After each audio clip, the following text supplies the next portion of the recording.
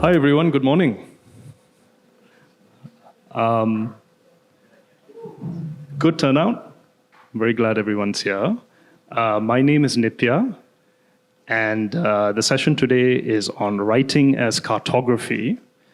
And I'm excited for the panel today. I think this is a topic and theme that is very closely related to the overall theme of the Festival of a Whole Terra Incognita. And in a way, what we're going to seek to do in the panel is to try and explore how writers map peoples, places, and times. And I have with me an excellent panel, all of whom approach their art and their practice of mapping in very different ways. And so I think we're going to get a very varied and diverse perspective on how they each work their art and how they approach this idea of writing as cartography. So I'm going to briefly introduce the panel before we dive into our conversation. So to my far right is Tuan. Tuan is a Vietnamese-American teacher of English literature living in Saigon. His bachelor's and master's degrees are both in literature. He left Vietnam in 1986 by boat with his family as part of a wave of refugees. In America, he spent his childhood learning English and forgetting his mother tongue. He is now back in his birth country of Vietnam, relearning his first language, teaching literature, and writing. And his book, Remembering Water, a memoir of departure and return, is his first book. So that's Tuan. Lieve is to his left. Lieve was born in Belgium and lives in Amsterdam. In addition to an award-winning book on Hungary, she has published widely acclaimed books on her journeys in the Middle East and Africa. In On the Wings of the Dragon, she submerges herself in the world of Africans and Chinese who venture into each other's territory in the slipstream of big business contracts. The French daily Liberation wrote, Lieve has that rare ability to follow both paths, the general and the particular, the analysis and the narrative, without ever losing track of either. And last but not least, of course, we have Michelle. Michelle is a novelist who was born in Sri Lanka and lives in Australia. Her fiction has attracted numerous honors and is published across the world. Her most recent novel, Scary Monsters, won the 2023 Rathbones Folio Prize for Fiction. So just let's give a round of applause for our panelists. This is really... So we've got Tuan with his memoirs, with a memoir. We've got Lieve with a wide range of experience across many geographies, writing in a journalistic style and describing peoples and places and times. And we've got Michelle approaching mapping as from the vantage point of a fiction writer. And so a diverse panel today, and I think one with which we can explore our topic in great depth. So the first question I'd like to put to the panelists is, I think embedded in the idea of, if we were to focus on the idea of cartography, the idea of mapping, there is this idea of I'm going to a place or a time, or I'm going to a person, or I'm introspecting, and I'm going to map this place so that someone else may access it. And that's perhaps, I suppose, a very conventional notion of cartography, this notion of mapping. So I guess my first question to the three of you is, as you've undertaken this act of mapping through writing, how important was it for you, to both yourself and to your potential audience of readers, to establish your own quote-unquote credibility as a cartographer? You're all, I think, Tuan, you're writing, it's a memoir, so you're writing about yourself. Lieve, you're writing about peoples and places other than yourself, often. And Michelle, you're writing about peoples and places that could exist, or might exist, or do exist. So as a mapper, what are you possessed by in terms of thinking about your credibility vis-a-vis your constituencies or the things or peoples that you're mapping? And perhaps we can start with Michelle. Okay. Thank you so much for that, and thank you everyone for coming out on a Saturday morning. Lovely to be here with these very distinguished writers. So I guess I will just tell you a little bit about my book to make sense of the answer. Scary Monsters is a novel in 2 halves, equal length, and they're each narrated in the first person by a South Asian immigrant to Australia. But one of these narrators, a young woman called Lily, has now left Australia and is teaching English in France in 1980. And the other is a middle-aged man called Lyle, who's living and working in Melbourne in the near future, like very near future. And the thing about this book is that you can start at either end, and it turns over, and this will keep small children amused for, minutes at a time, if you wish to purchase the book as a toy. So the mapping for me, the form of the book is a form of mapping. Why did I do this? Because I think, Tuan, you would, I hope, agree with me that immigration is a form of disorientation. So you have the feeling when you migrate from one country to another that the story has changed and you don't know how to make sense of the new story. You're disoriented for a while. None of the usual signposts make sense. So I wanted to, in mapping that, the format of the novel to map that migrant consciousness and for the reader to share, for just sort of briefly and at a micro level, that sense of disorientation, for the reader to ask themselves the questions, how do I make sense of this? What is this new story that I find myself in? So, so the format for me is about mapping, and did I worry about whether or not I had the right to tell this? I didn't, to be honest. I'm a village girl. I come from a small village in Belgium. And even though I traveled a lot, all the subjects that drew me to these countries, they come from the very personal. When I was 19, I lived in America for some time. I met a Palestinian artist there. He took me to Lebanon and Syria. And when our relationship ended, as they do when you're young, I started to travel on my own. And then I used to have a grand uncle who was a missionary in Congo, the Belgian colony. And that drove me to Congo, and I wrote 4 books on Congo. And once I was in Congo, I suddenly started to see that in the war-torn interior, instead of the commercial people going to Europe as they used to, they were suddenly going to Dubai and Guangzhou and, oh, wow, how do you get there? And you don't speak the language. No, we have Congolese who speak the language. So I just followed them. And I wrote a book on Hungary because it is close to the country of the man I live with, a Polish man. I didn't dare to write about his country. When I came to Hungary in '89 during the great upheaval, I immediately felt at ease because I'd been living close to somebody who came from Poland. And my last 2 books are about where I come from. So I traveled all my life around the place I was born, and finally, I revealed a little bit of who the person is who wrote all these books. And now I'm back on the road again. Mm-hmm.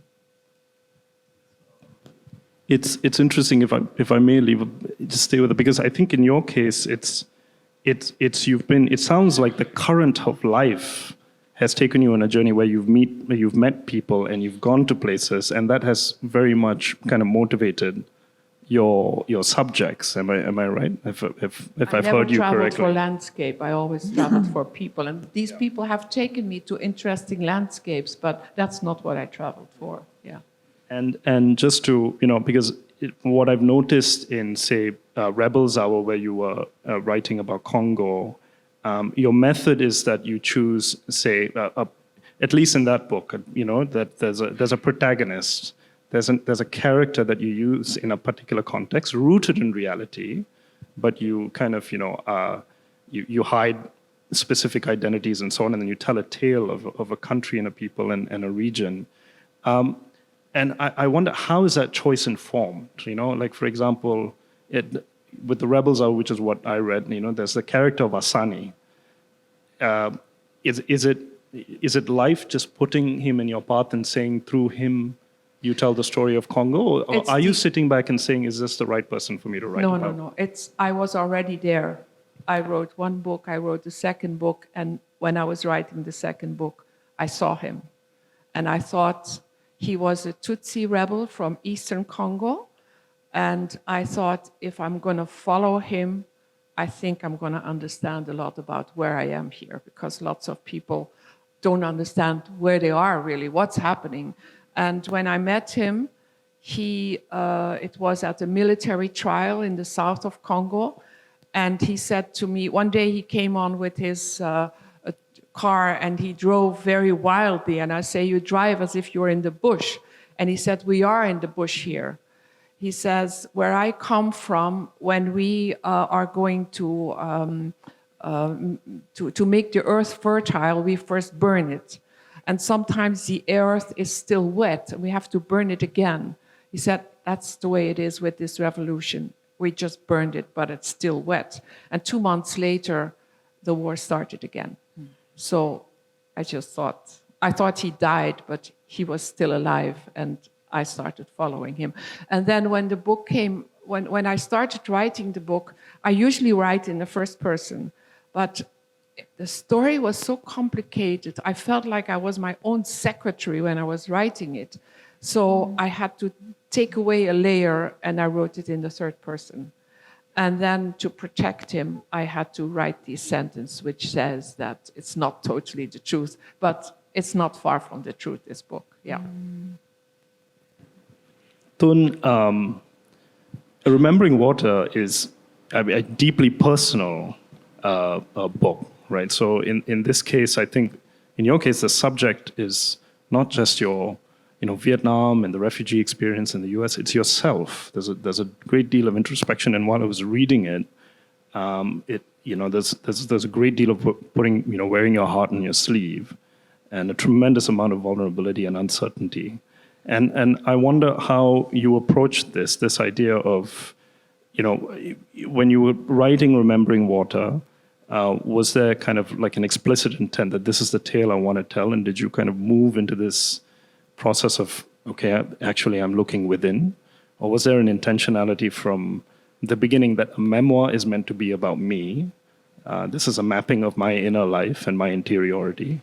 Could you talk a little bit about that? Yeah, so I think you're right that there is a level of safety that you can feel in writing a memoir, because the subject is you, the subject is oneself.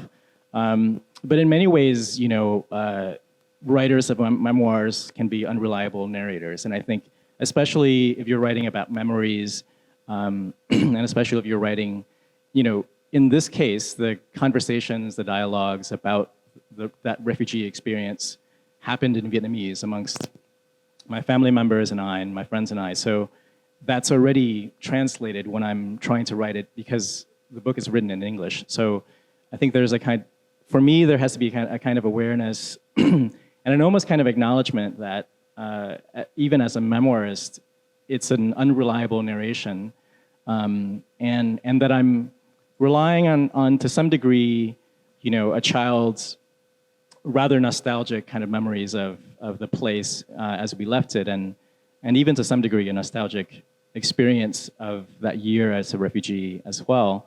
And then the other part of it, I think, is that I bear responsibility and fidelity to the people that are closest to me in terms of telling their stories, because I didn't want the story just to be about me. I wanted it to be about my family's various experiences with that really hazardous, sort of fractured, as you mentioned, disorienting departure from Vietnam, and then our relationships in coming back. So, so I think I wanted to convey that sense of accuracy and truth in the mapping as much as I could.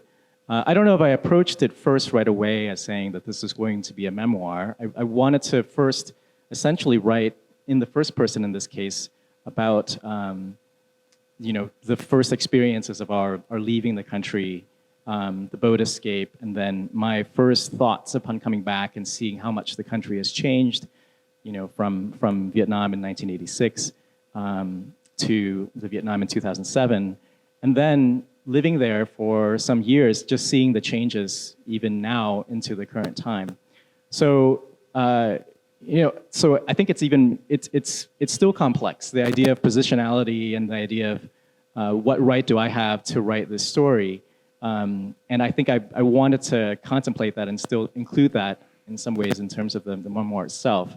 And so parts of the memoir, sometimes there are moments when, I sort of break the fourth wall and I have a conversation with my mother about writing the memoir, and we compare our memories a little bit, because I wanted to show to some degree that it's not always going to be this singular story of our experiences, even though we share that experience together. So we do have, Lieve and Tuan, you have excerpts, and that might be a good Sure. moment for you to read out the excerpt from your book.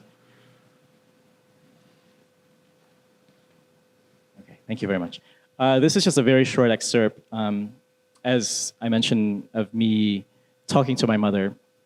And I interviewed her about that year in the refugee camps, and I told her that I somehow sort of remembered all the strangely beautiful experiences of that boat escape. So this is our conversation. Does memory work its muddled, incoherent way with the past, flecking it with happiness, with imagined joys, when all experiences on that boat for my mother were filled with horror and anguish?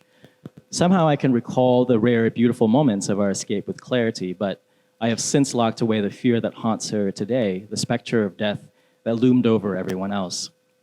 While driving my mother to her doctor's office one morning, I asked if she remembered the happy moments on that boat in the same way I did. She paused in consideration, and then after a minute's thought, uttered a Vietnamese word in response. Met. She said, met, a heavy sigh of a word, tired. Lúc đó mẹ mệt con. When I was there, I was tired, son. Tired and cold, she continued. It's difficult for me to recall the happy details. I remember that the floor of the boat and the cargo hold was warm. I remember that. And I was glad that it was warm, packed in there with everyone else. When the order came for the captain, telling us to lie down on the floor and hold on to each other, or to anything else to wait out the churning of the storm, when the boat started to shake so badly, I was glad to obey him. I was glad to be next to everyone. It was just so cold everywhere else, I couldn't get my body warm. It was cold all over. So it didn't matter what kept me warm. It didn't matter how bad it smelled or how stuffy it was in there. I understand, I said. I ran through my own memories, and I described to her all that I saw on the deck during those 10 days. The dolphins that followed us for a time, the sunsets I saw with my father, my fascination with the hypnotically churning waves. I thought that by telling her these details, I would help cheer her up. At one point, she interrupted me to ask, do you remember seeing the stars, son? What it was like to see the sky at night? I couldn't ever leave the hold. Yes, Mom, I said. Yes, I do. I remember the stars.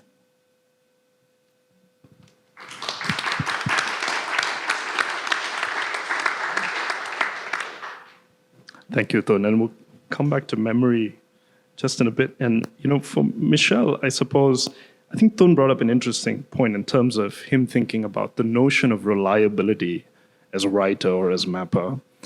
I think, Scary Monsters is interesting as a work of fiction. One story, the story of Lyle, in my understanding, is based on the future, a kind of dystopian future in Australia, where the environment is terrible. It's positively toxic to have any kind of outdoor existence, and you have a society that is controlled by the state, riven by prejudice of a racial and an ethnic nature. And the story of Lily is set in the past, in the early 80s in France, in Montpellier.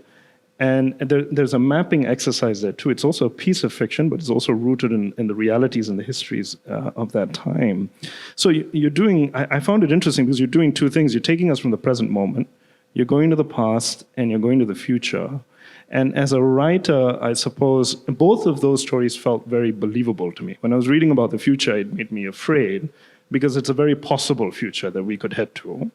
And the past too had, tremendously beautiful and ugly elements to it that seem believable. And I suppose when you're writing a work of fiction like this, I guess my question around reliability is, was this something you were concerned about, just, particularly with regards to the future in Australia in the future, you wanted to link it enough to present realities to make it believable? Was there an element of that? Yes, thank you for that question. So one of the things is that although it's set in the future, I wanted it to be near future because there are no strange technologies or time travel or anything like that. Because I think then it's very easy for the reader to say, well, that is not us. Our world is different. Whereas I wanted the horrors of Lyle's world to be, I'm so glad you found it believable, to say that this world can very easily grow out of ours. It was written at a very bad, low moment in Australian politics under the previous Conservative government, and just during and after the so-called Black Summer of 2019, where bushfires, I'm sure you all saw the footage, really ravaged Australia as a sign of, the climate change encroaching on our world. So it's not a happy story, but I did try to make it at the same time quite funny. So one of the things about Lyle's Australia is that the consumerism that is everywhere in present-day real Australia is just exaggerated a little bit. So people don't, they're not called Lieve or Tuan or Michelle. They're called Prada or Fanta, or they have brand names instead of their personal names are brand names. And Lyle is obsessed with consumerism. Being a good Australian, he believes, is to consume, which is quite true, of course, So, he renovates. He and his wife feel it as their sort of patriotic duty to renovate their house every 5 to 7 years, for instance. And it's also a patriotic duty to own a house, to home ownership, to lay claim to a piece of Australia, even though it lands you in debt. I mean, horrible debt.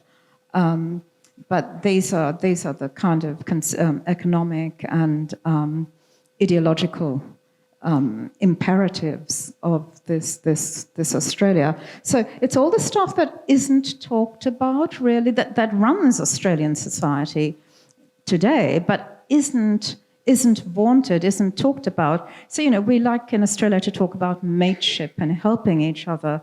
But in this book, it's instead of mateship, it's just pure individualism. That is that Lyle sees as the real, that Australian value. So it's. I did try to make it sort of amusing as well as horrific. Horrifically amusing. No, there's a lot of dark comedy in Scary Monsters, and Michelle is very shy to do a reading, but do pick up the book because it's actually, for all of the heavy themes that we're discussing, it's actually very funny also. And I'm a very funny person. On the topic of reliability, I suppose, because we're sticking on the topic of mapping, Lieve, perhaps you can read an excerpt that you have from your book, The Gates of Damascus, and your conversation with Hala. I shall contextualize it a little bit. By the way, this book was edited by Michelle. And I'm very grateful to the festival to bring us together and to bring us together on this panel. We last met in 1996 when I came to Australia to present the book. And it's a Lonely Planet book that was, it gave background to the travel series, really. And it was really wonderful. You could see these books all over the place in Cairo and everywhere you traveled. So this book, The Gates of Damascus, that's out of print, by the way. You can buy it on Amazon secondhand. It's about a woman I met when we were both 25 in Iraq at a conference. And she was really Syrian. And she was a really wonderful, open, small, very inquisitive. And we really became very good friends. And instead of going back to Holland, I went to Lebanon and took a taxi to Syria. And I saw her there. And she was just married. The presents of the marriage were still on the chest and underneath the bed. She had just one room. And we spent a few days together. And I thought we were going to meet again by traveling. But then a year later, she had just had one baby. Her husband, who was a communist, as we all were leftists at the time, but in countries like that, you're really punished for that. He was imprisoned, tortured, and given 15 years in prison. And suddenly she became the wife of an enemy of the state. And when the first Gulf War broke out, in which Syria was on the side of the West and she hated her regime, I was just thinking about her suddenly. And I decided to ask her if I could come and see her. And she could see her husband once every month, Ahmed, and her daughter is called Asma. And I spent 6 months with her. And the little passage I'm going to read is that I'm a little bit suffocating in the house because her world has become very small. Her wings have been cut. And I realize how privileged I am that I come from a society where I rebelled and somehow I was rewarded because my society just said, okay, you don't want to marry and this and that and have children, so go and sit and what can you do then? But in her society, when you want something else than what they want from you, you're in prison and tortured. So I spent 6 months with her and suffocating in the house. I went to Aleppo and we have a conversation on the phone. As soon as Ibrahim and Amira are out of the house, I phone Hala. Her voice is even higher than usual in the morning. I miss you, I say. I miss you too, she admits. Even my daughter Asma misses you. We've become used to you. Aren't the two of you coming to Aleppo? We've talked about this before. Not yet, maybe later. I dreamed about you, I say. I dreamed about you too. What did you dream? I was trying on a bra and a slip in a second-hand clothing store. They were too big for me, but I thought, let's buy them anyway. Maybe they'll fit Lieve. She laughs. That's because it's getting colder and you don't have any winter clothes. She's turned on the heating, she says. The house will be warmer when I come back. I hear Vivaldi in the background. What are you doing? Don't you have to go to work? She hesitates. I'm writing. It's still early. She must be sitting at the table in her nightgown. She may even be smoking a cigarette. She does that sometimes when she's working. In the cupboard with the glass doors, behind the picture of Ahmed, there's an open pack. What are you writing? She hesitates again. It's an old habit. She doesn't talk freely on the phone. Is it for the university? No. It's a story, just a story for myself. It's about a meeting between two women, she says. One of them thinks and does all the wrong things. The other one is much braver. But I'm the other one too, she says. Only the words are faint, but I think I understand. It's like looking in the mirror, I say. Something like that, yes. And then you see yourself. No, I see you. It's quiet for a moment. I wish I was with her, but at the same time I realized that if I were, she wouldn't have said this. Same goes for me, I say. Now we're both at a loss. The invisible third party who may be listening in, would he be able to follow our fuzzy dialogue?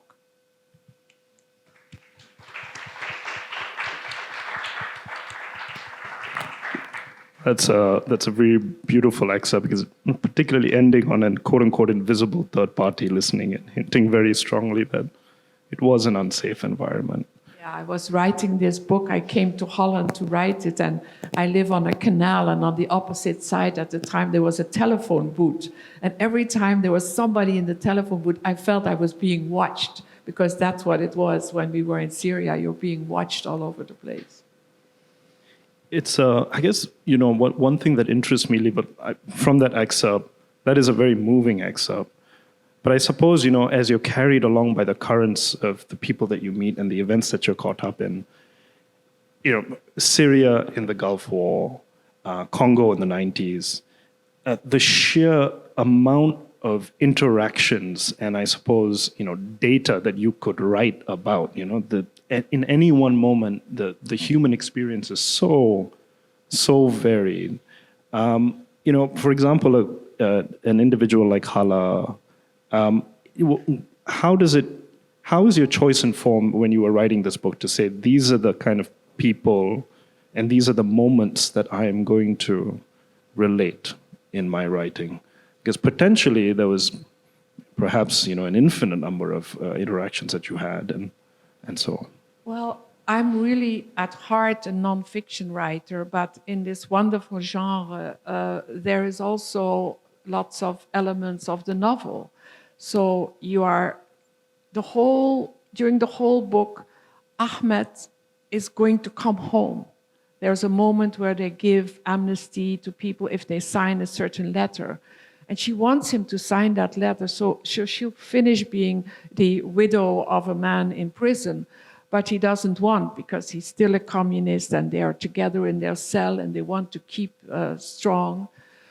And so that's really the story behind that. All the time she says he might be coming. His family is going to slaughter a camel. You should come back from Aleppo because you're going to miss it if not.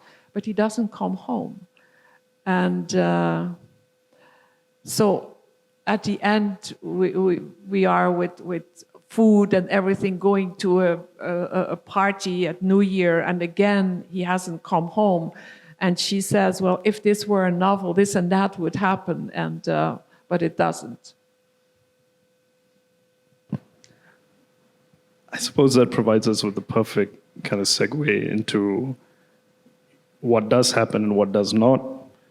One of the kind of recurring themes through all of your work is this idea of the past, is the idea of memory, is the idea of the uncertainty and the precarity of the future, and also the joy of it, the potential of it.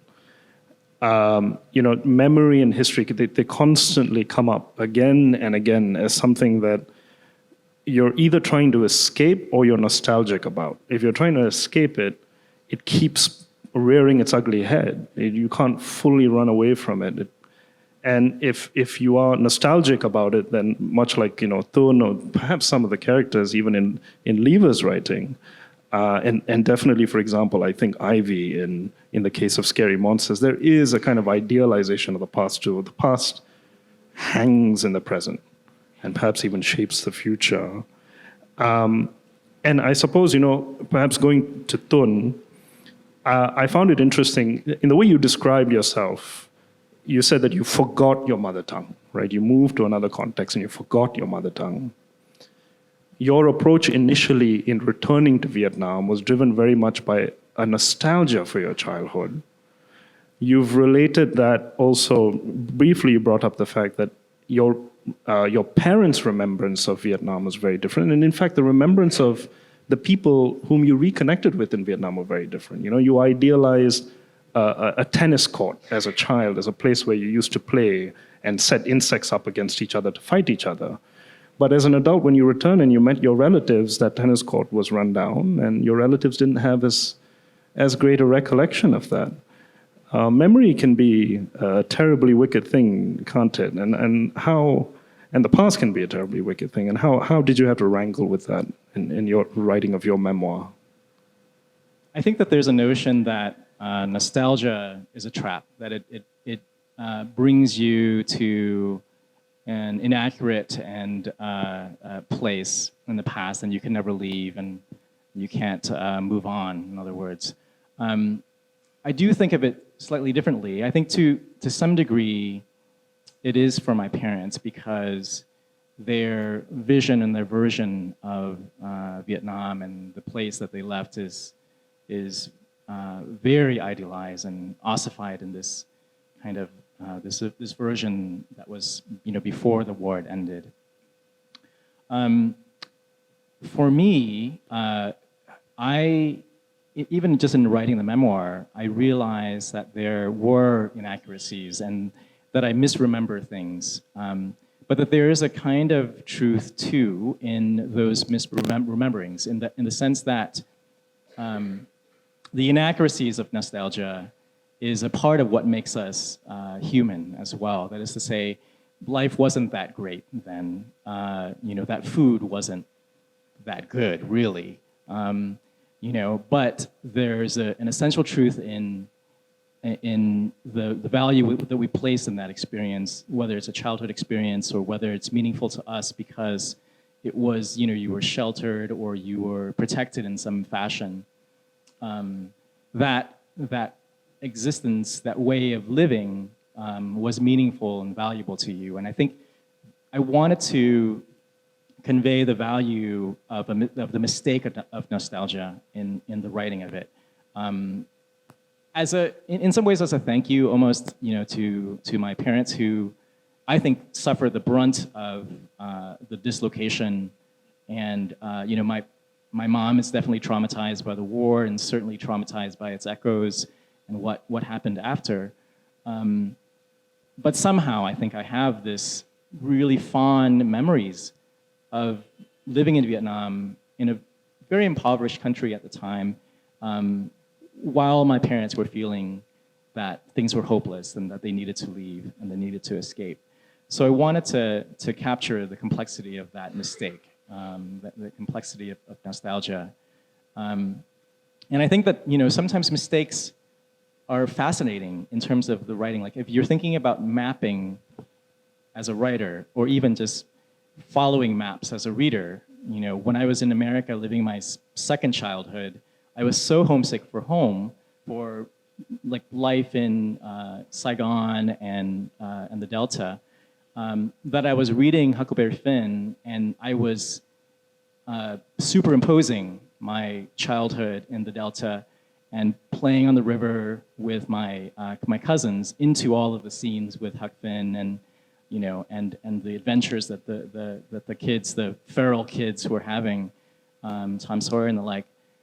So much so that I think when I actually visited and saw the Mississippi for the first time, I was a little bit disappointed because I was hoping to see the Mekong. I'd misplaced all of those.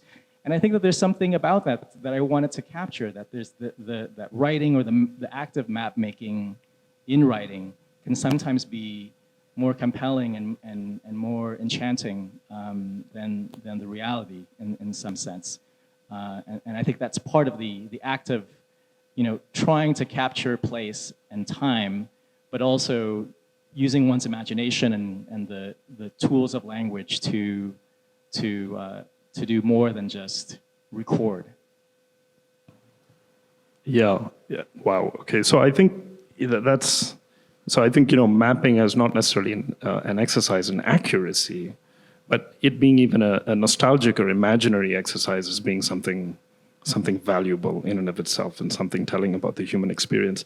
I want to stick with you, Tuan, just a bit because I think it will link up with Michelle quite well. It's this notion of forgetting. I felt that there was a tension in your work between your nostalgia and the drive that your parents had to forge this new life in this promised land of America. And part of that is a process of forgetting and relegating and letting go of the past and integrating yourself into a new future. There were obviously unmet dreams in that future. America was a far less friendly place than you hoped it was. And even in your journey there, you describe your experiences in 2 refugee camps before ending up in the United States on 2 islands in the South China Sea, both of which you recollect with some degree of fondness. You had, you played with the kids, you had camp counselors, and your mother and your father had a very different recollection of that, and clearly wanted to put it behind them. And this process of forgetting, how successful was it? Were your parents really? It seems like they weren't very able to get you to forget and to become the new American that you were meant to be as a migrant in this new land.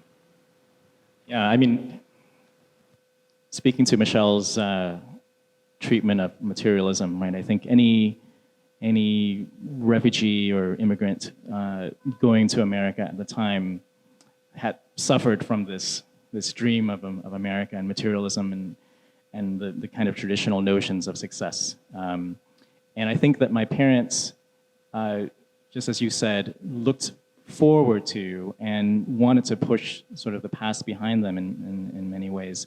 And I think in my conversations with them and in talking to my mother, talking with my father, they had very different ideas of what to remember and what to recall. My dad wanted just to sort of move on, and says there were some details that my mom and I both remembered that he just sort of said, "Oh, that happened. Yes, that's right." Because I think he just kind of moved on and sort of left that behind. But my mom, I think, held on to a lot of those memories, and they weigh on her heart quite a bit. And even in sort of the retelling, I wouldn't say that it follows the cliche that if you can tell that story, then you are immediately, experience a kind of catharsis and you kind of move on. It doesn't really work like that. I think in many ways, me asking her and interviewing her, exposed kind of old wounds for her and reliving it. But I do appreciate her telling me of her experiences. So yeah, I mean, this is a complicated roundabout way to say that it's a complicated and complex subject, and I think that various members of my family experience that past in very, very different ways. And in many ways, like my dad's method of just sort of, okay, what's next? What do we look at next is more, I guess, easy than my mother's way. What do we look at next? So Michelle, I mean, this is something you've dealt with as on a personal level as a migrant to Australia. You also write about it in Scary Monsters.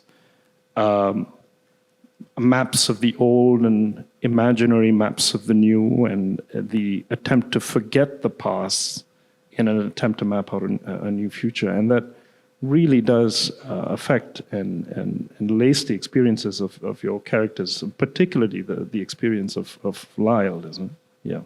Yes, thank you. And I so connected with everything you were saying about, the different ways in which different members of your family wish to remember, wish to forget, and that these processes are in some measure unconscious, really.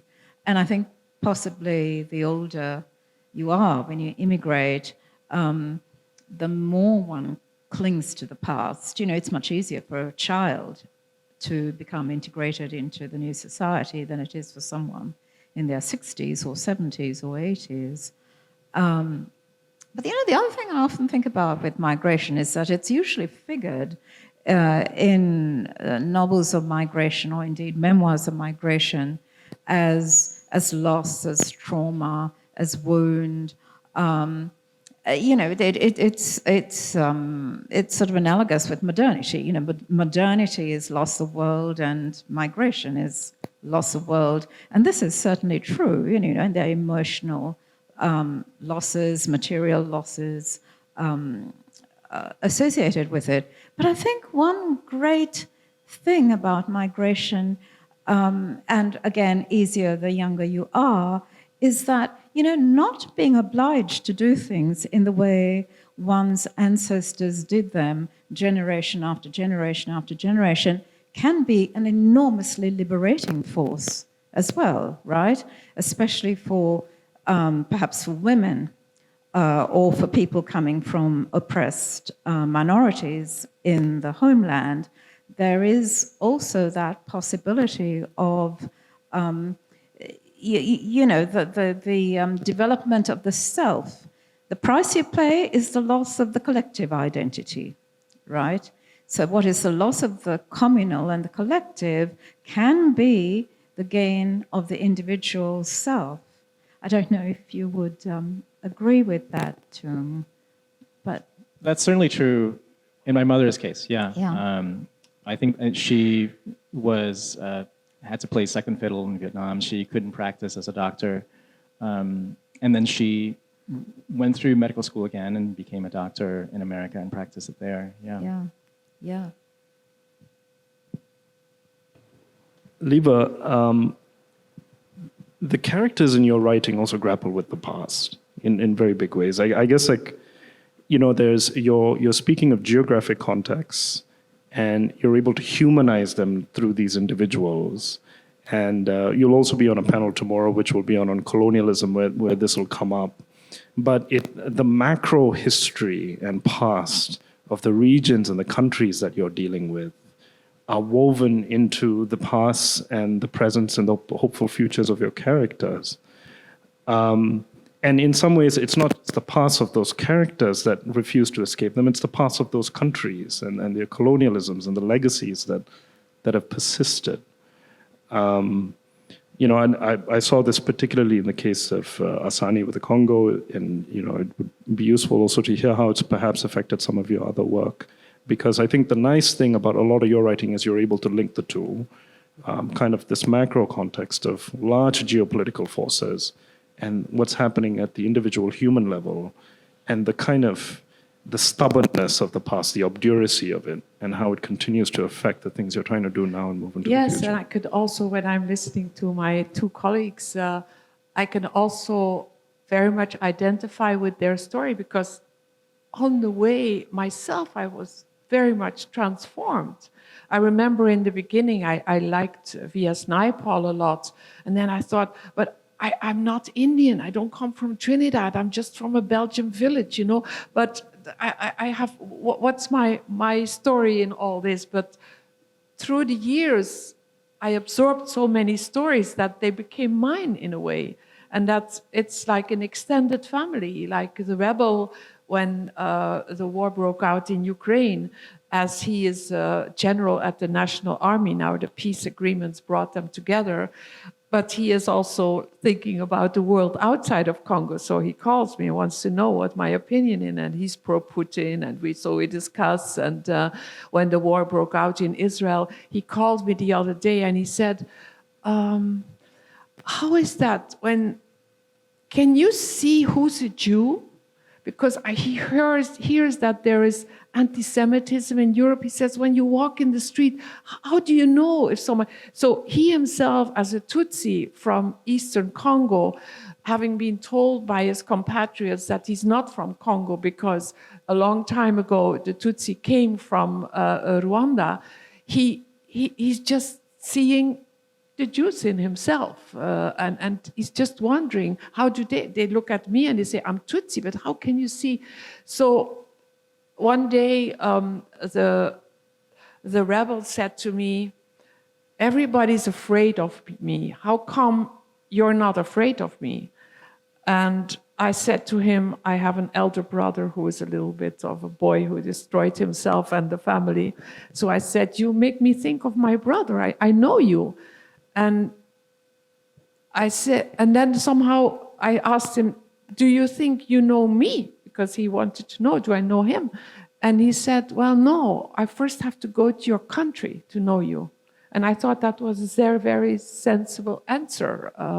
He has to know the atmosphere I grew up in. He thought I was a spy for a very long time, that the Minister of Foreign Affairs from Belgium sent me so as to spy on him. And well, he maybe still thinks that a little bit. So these characters have transformed me. I made a very little immigration. I came from Belgium and went to Holland. And I live with somebody who's from Poland, so he made the immigration. And that's a little bit bigger transformation.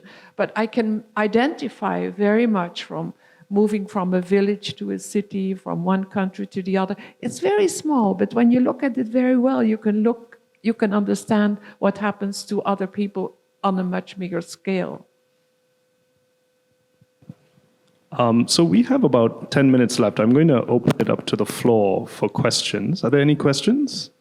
There's one here. Okay, 2, 3. 1, 2, 3.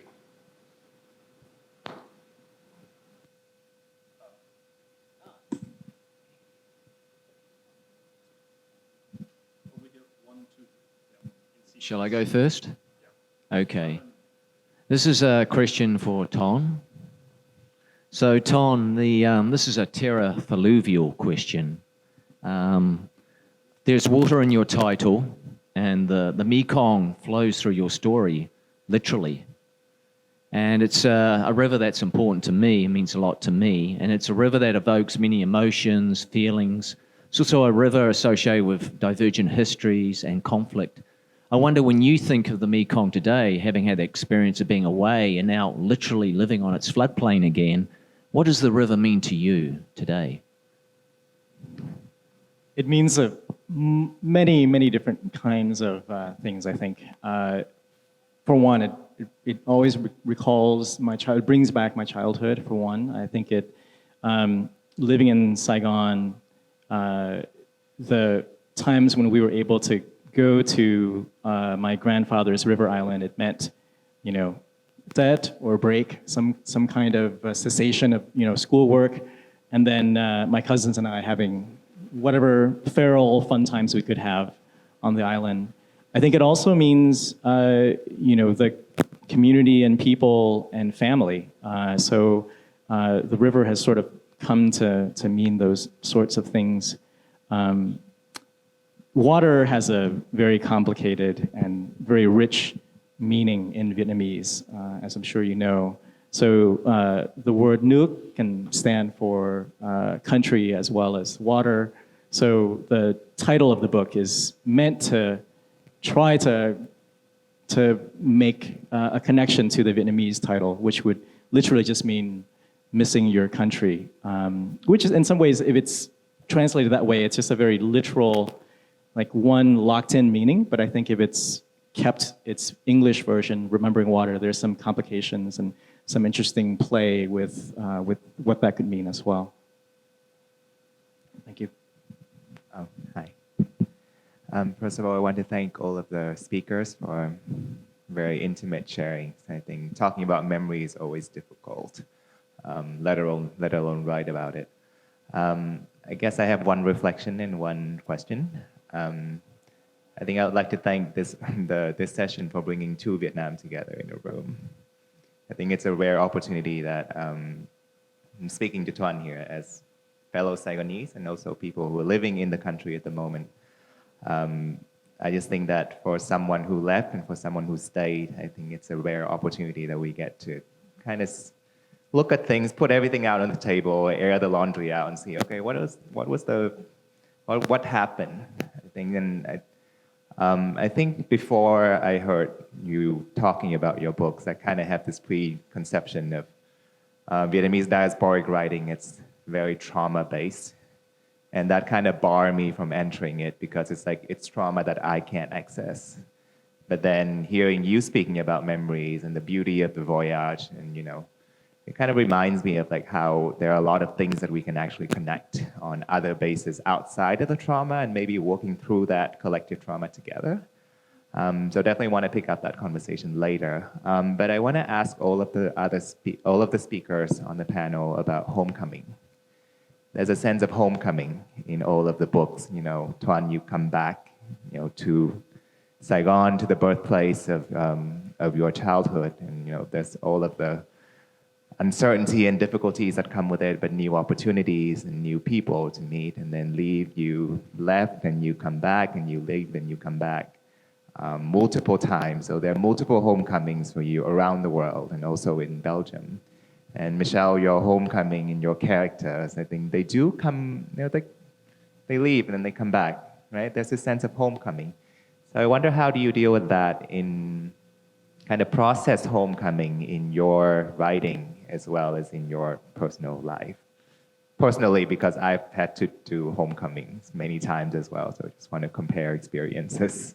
Thank you. Should I start? Okay, sure.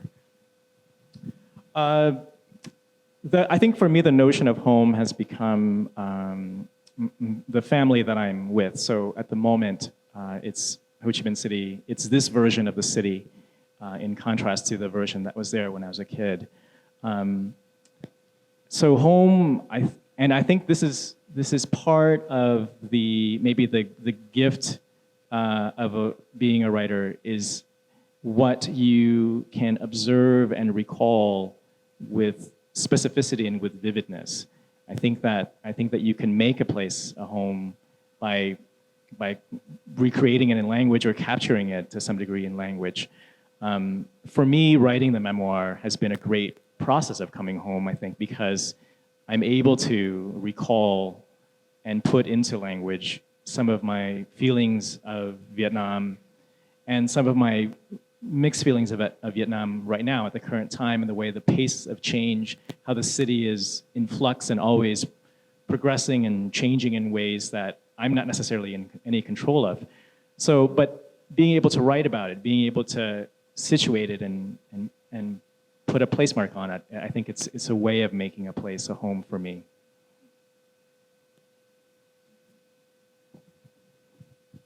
In my last two books that are memoirs, I studied how come that the world outside meant so much to me, and somehow I jumped over my own past when I was writing. I was always elsewhere. And if I look back, my grandfather died when my father was 4 months old because he had gas poisoning from the First World War. And my father was 18 when the Second World War started, and he was a young Flemish boy, and the Germans were working very much on the Flemish vein, on the language, and he, until the end of his life, and his children couldn't really understand that. The war played a very big role in his life because he was thinking all the time, I could have been swept away. So, I was just held back and that those are questions that only when I started writing about them, I could just feel how much in my own past was reflected in the characters that I wrote about. And they taught me how to write in a way. And so when I go back to my village now that I really fled at the age of 18, I thought, if I am going to stay here, it's like digging my grave. But it's so wonderful to come back now, because it is beautiful, it's along the water. I've always lived along the water later on as well. I was looking for the canal of my youth and the forest that is still there. The village, of course, has changed, but some things are the same. And it's, I'm very much at peace with myself at the moment, as much that when I stopped writing the memoirs, I said, I'm not going to write the rest of my life. I just want to live now. But I'm starting to feel the itch again. Thank you. Thank you, Hum, for your question. Not so much in this book. I don't think there is so much about homecoming. But in an earlier book of mine called Questions of Travel, one of the two protagonists is a Sri Lankan refugee to Australia, and who's left Sri Lanka, as refugees do in awful circumstances. But towards the end of the book, he realizes, when he thinks about staying in Australia or going back, he says, I don't want to be a tourist in my own country. And so he decides to go back. And, for me personally, I come from a small community of Dutch burghers in Sri Lanka. And that's a community that has all but vanished from Sri Lanka. So there's been a huge diaspora. So I really have no family now in Sri Lanka and have not had for many years. I have one cousin. And when I go back, I am in the position of being a tourist in my own country. I don't like it, actually. So if I go back to Sri Lanka, I look for another reason to be there. For instance, a literary festival, which gives me something else to do, an identity which is not just that of the tourist. So, yeah, it's a complicated thing. I just on that point, I think it's interesting. There's a character of the protagonist Lyle, his mother Ivy, who is nostalgic about Sri Lanka, is the one that I think is perhaps resonates most with a sense of nostalgia of home. Yeah. But her fate, and I'm not going to reveal it because you should read the book, is I think quite telling. Yes. In the story. Okay, I'm going to stretch it a little bit. We had a third person at the back, so that'll be the final question for the session.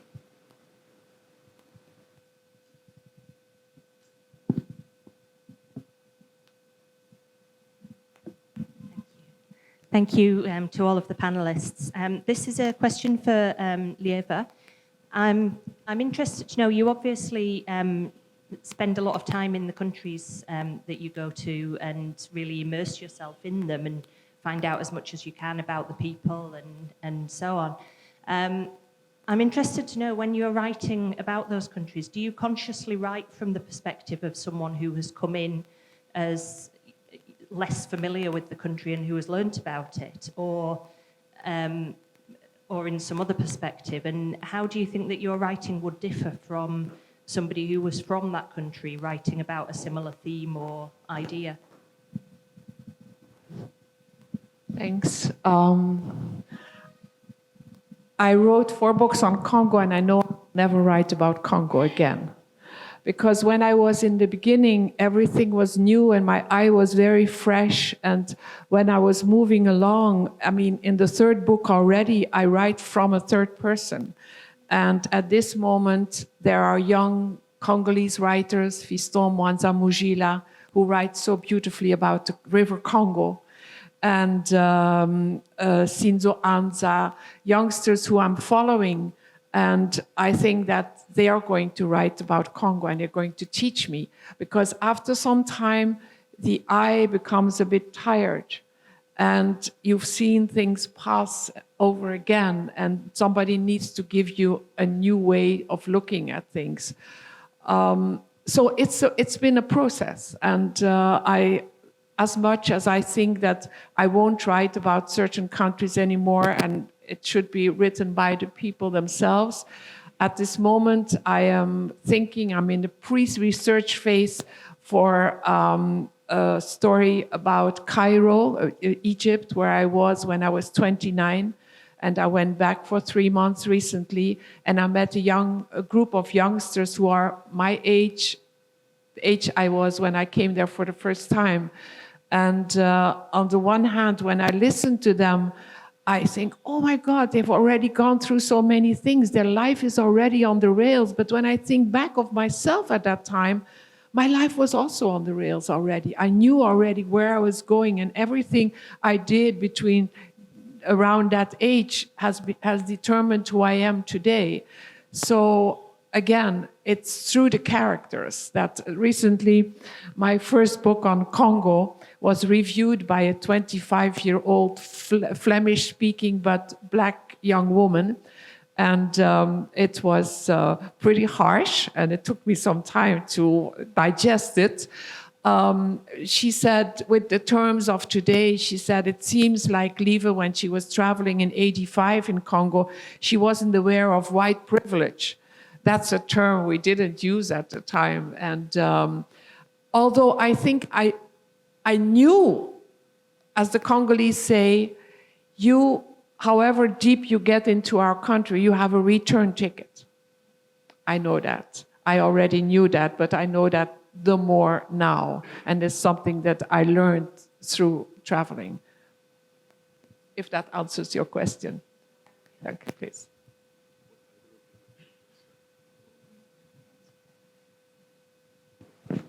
A round of applause for our panelists, please.